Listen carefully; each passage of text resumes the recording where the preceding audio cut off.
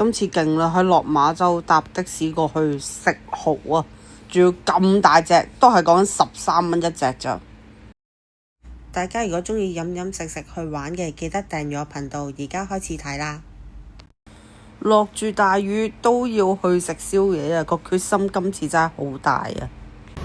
喺新田好快嚟到福田嗰邊啊，35啫嘛，好似。而家我哋過關啊！今日第一次，未試過咁夜過關啊！9點幾去食嘢，而家頭先8點50分，然後之後喺沙田圍啊坐車過嚟新田，然後之後再搭的士，35蚊啊，4個人，抵過搭黃巴咯。而家過關，然後之後落馬洲，不過就走嗰陣時就皇崗走啊。因為一定過12點啦，細佬係咪啊？哇，冷氣十足啊而家。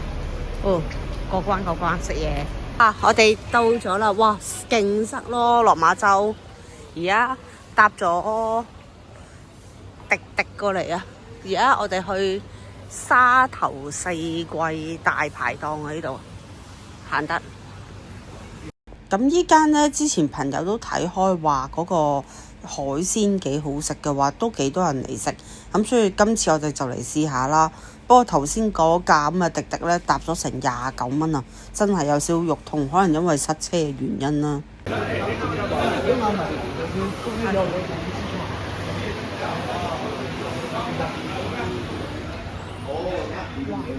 哇！好重型裝備啊呢度，哇！哇，好勁喎！使唔使啊？你翻過啊你？哇！然後之後而家上去，哇！呢度都係喎，好搞笑喎呢間嘢。有冇間大排檔咁多呢啲咁樣嘢嘅？哇！好搞笑啊！哇！祖國嘅強大啊！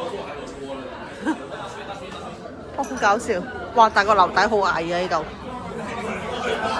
揾個位坐低先，而家10點半啦，而家喺大排檔。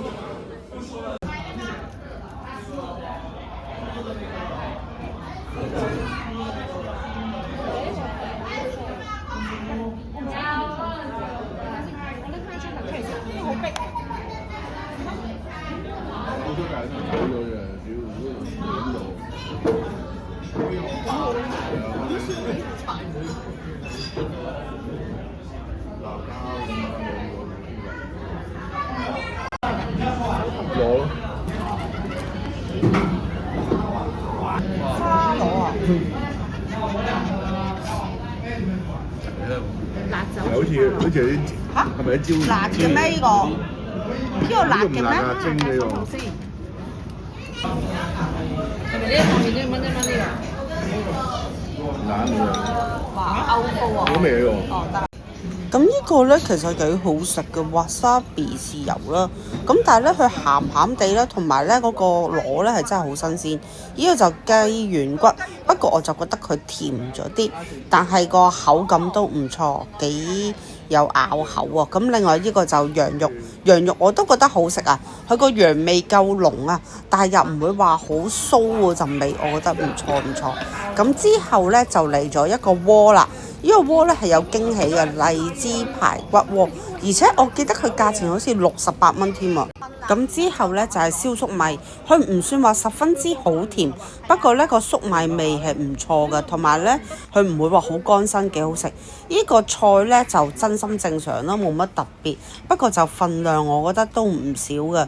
咁整體嚟講，而家覺得啲嘢食都幾好食，唔錯嘅，大家都幾滿意。呢個雞翼呢，我覺得個孜然味都幾濃，但好彩就唔係好鹹身，好脆口，而且好新鮮，勁熱。入邊嗰個雞肉呢，我覺得都幾嫩滑 OK 㗎。咁呢個就我哋今次嘅最重頭戲啊，292蚊，如果冇記錯，係有12隻蠔、半隻雞，但冇諗過佢係一個湯咯，佢係雜菌雞蠔煲。我以為佢係乾身啊，點知佢好似湯咁樣，我覺得幾搞笑咯。啲蠔呢好大隻，真心好大隻，同埋佢入邊啲菌都唔少。我唔知係咪因為有菌嘅原因呢，所以令到個湯好結啊。咁佢個炭火呢都 keep 到好耐嘅溫度咯。咁呢個就係我都頭先講嘅粟米啊，大家都覺得好食。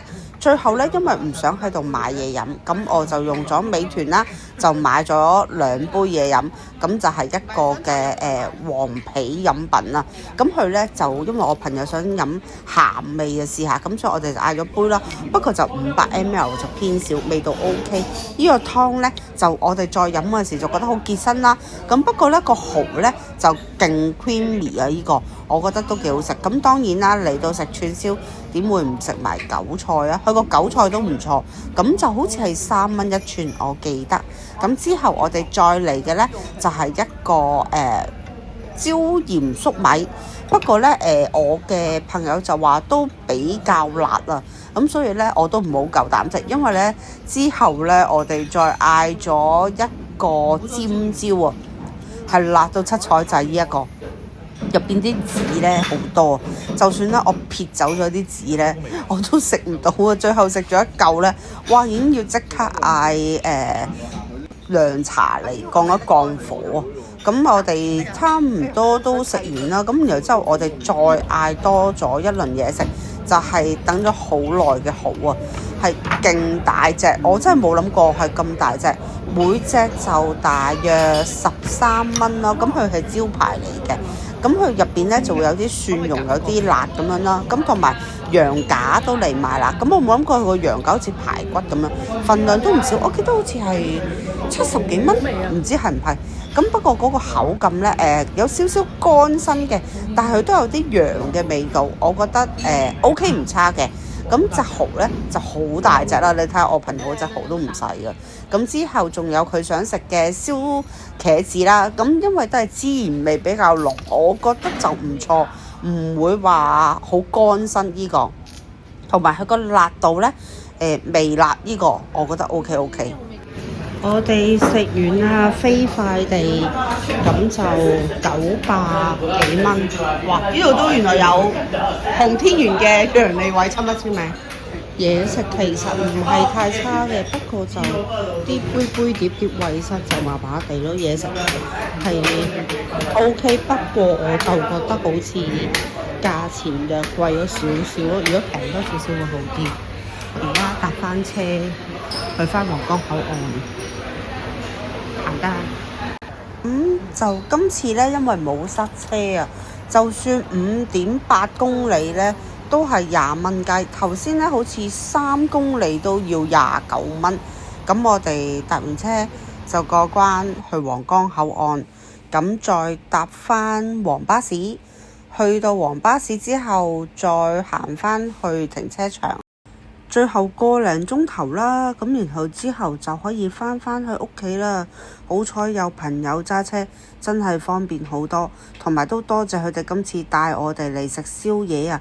希望大家會鍾意我哋呢個快閃宵夜嘅短片，咁記得 like 同 follow，唔該晒。